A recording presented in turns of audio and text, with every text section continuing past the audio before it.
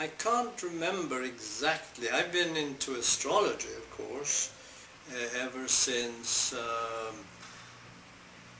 I began a little bit in the 50s, probably like 60 years ago, but I got into it seriously about 40 years ago. And that means that I understood what the Aquarian principles are. And then, as I was analyzing the development, I've always been interested in history and politics and economics. I'm a political scientist and an economist, among other things. I sort of started to, as I call it, connect the dots, meaning, you know, observing certain things and connecting them, and to see, and they sort of,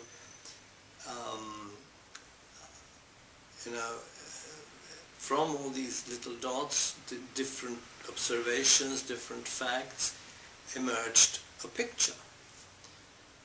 And that's how I became aware of it. Now, the talk about paradigm shift in the sense I'm using it probably was first done maybe in the 1980s or around 1990. And I got involved with that in the early 1990s, and in 1995 I wrote my first book about it in Swedish, called Wake Up Sweden, The Future is Here. And since then I've been on that track.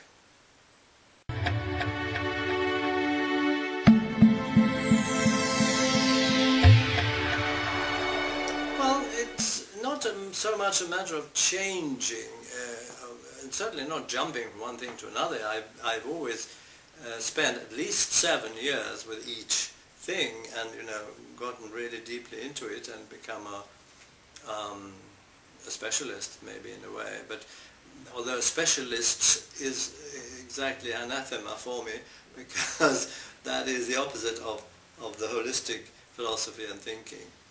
And of course we need specialists, but we need generalists also, who can put all those specialties together into a meaningful whole, you see. But you see, this is also typical of the new paradigm, of the Aquarian paradigm, and this will become ever more common as the new paradigm sort of establishes itself, that people will not just do one thing all their lives, but they will change profession maybe many times during their lifetime, as I have done, and they will include many different things.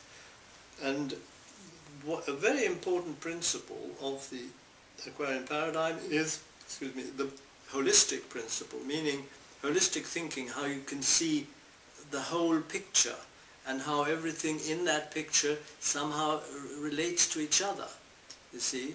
And this has to do with ecology, with systemic system theory, and you can say that you learn to see the forest as an organic unit, as an organic sort of entity, and not just the individual trees that make up the forest, you see. Unfortunately, the old paradigm is very fragmentary, is reductionist, as it's called, meaning they always reduce everything into their smallest components and parts and study those, and think that by studying the parts they can understand the whole. This is not so, because the parts that make up the whole are, you can say, manufactured for the purpose of the whole, not the other way around.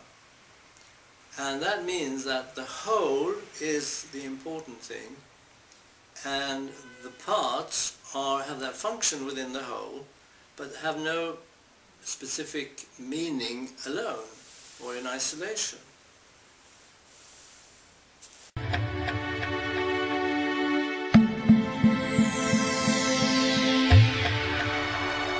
I'm a this has become a very popular slogan lately.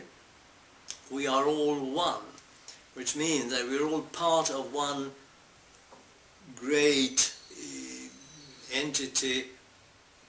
You can go even up to the universe.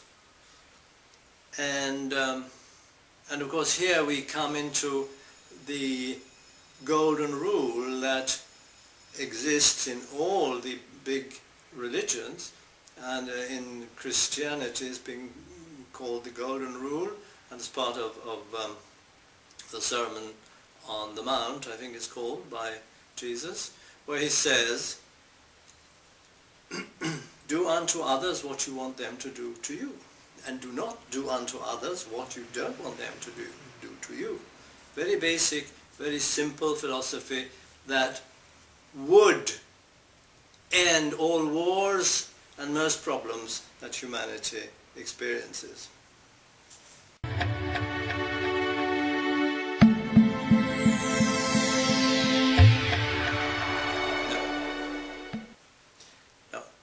And one of the reasons, I think, is that I've always been like 25 years ahead of my time, and therefore I've always had a few followers, but not many. And most people are not ready for what I have to teach, or haven't been before. And it takes time for them to adapt, or to learn, to understand what I'm talking about. And so, like 25 years after I begin to talk about it, everybody comes along and jumps on the bandwagon, as it were. But then, of course, I have continued, so I'm somewhere else, and the same thing happens there, unfortunately. So it means that I sow seeds, but I do not reap the harvest, because then I'm sowing some other seeds somewhere else when they're harvesting my first seeds.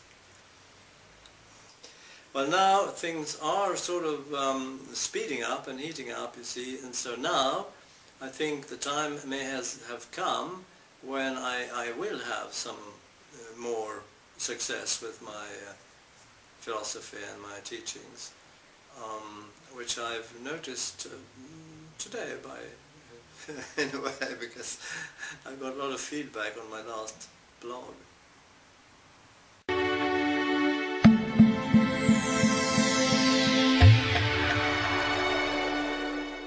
Idealism.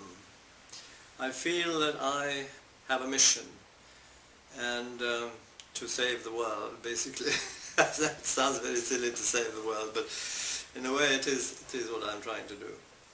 I've been always very privileged, all my life, and I have had reasonably good health, I've had reasonably good economy, I've had reasonably good intelligence and very good memory. And so I think that I have a responsibility to use that for the benefit of other people, for the benefit of humanity. And I think we all really have a life purpose, and that life purpose is always, I think, to contribute to the whole, to contribute to humanity, to contribute to the world, as it were, to life. In different ways, of course. Sometimes in very small, apparently insignificant ways, but can be just as important in the large picture or in the long run. You know, what people do can never be, what shall I say, valued properly, because you never know what a word or an act that you do, you never know the consequences of it in the end. Because if you say something to one person, and that person reacts, and it changes that person's life, maybe that person may carry it on, or may do something that then changes other people's life, and so on. It can go on forever. You never know where it stops. You never know what the actual end result is of even a kind word.